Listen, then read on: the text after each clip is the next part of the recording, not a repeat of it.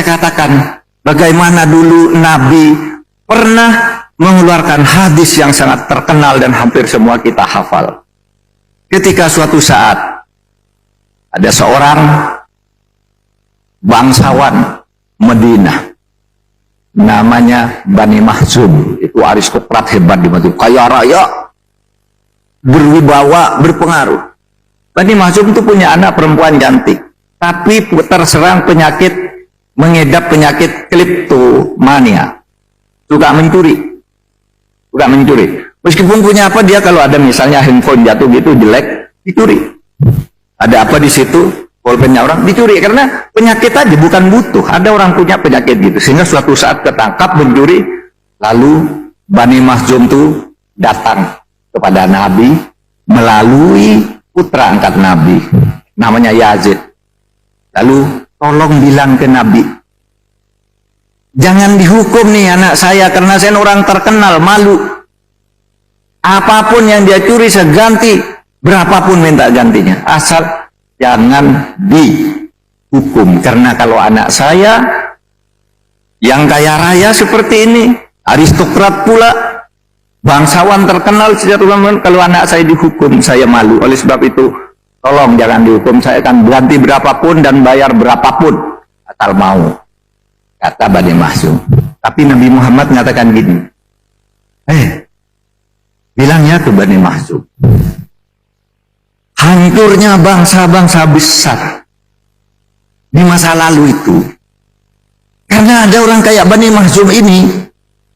Kalau ada orang besar punya uang bersalah, minta tidak dihukum. Kalau ada orang kecil bersalah, langsung dihukum. Itu yang menyebabkan negara seperti Mesir hancur, Persia hancur, Romawi hancur, Tiongkok ganti-ganti pemerintahan, Cina itu hancur karena ketidakadilan.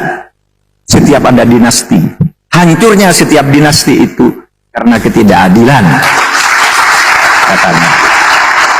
Sehingga Nabi lalu berkata, hadis yang kita hafal semua, fa'ayyamallah lau anna Fatimah binti Muhammad saraqat faqata'tu yadaha. Demi Allah, agar negara tidak hancur, seumpama anakku Fatimah saja mencuri, saya potong juga tangannya. Agar negara tidak hancur seperti diramalkan di tahun 2030, itu hancur.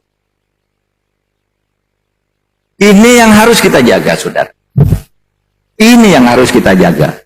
Jadi secara moral, saudara, jaga negara Indonesia ini dengan cara itu. Boleh, saudara, ambil keahlian apapun, belajar. Tapi juga ada dasar moral. Kita akan berlaku adil. Karena begini, Nabi Muhammad itu benar di dalam fakta sejarah. Suatu negara hancur kalau ketidakadilan muncul. Coba Majapahit, bahaya sekali, hancur. Kenapa? Ketidakadilan karena perebutan kekuasaan di antara para pangeran. Demak hancur, Mataram hancur, Sriwijaya hancur, Tiongkok, Mesir zaman dulu ada Fir'aun, Farao, hancur. Nah, ketidakadilan. Nah, kenapa ketidakadilan itu menyebabkan kehancuran? Ada 4 urutan. 4 urutan terjadinya kehancuran sebuah negara. Yang ini harus kita jaga.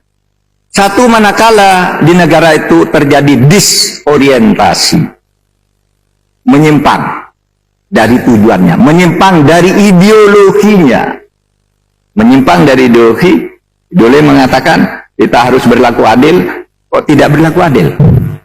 Karena kalau sudah disorientasi akan timbul yang kedua, namanya distrust. Distrust itu ketidakpercayaan. Wah, pemerintah apa tuh, hakim apa tuh, jaksa apa itu, nggak percaya saya.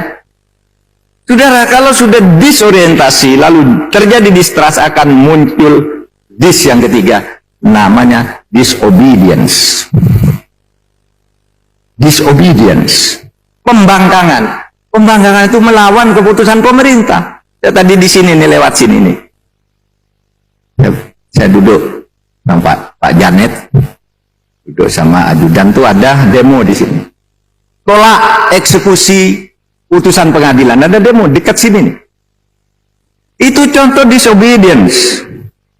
Kalau orang diperlakukan tidak adil ngelawan. Tidak jelas putusnya. Rempan. Kasus rempan. Itu disobedience. Karena proses-proses yang tidak adil.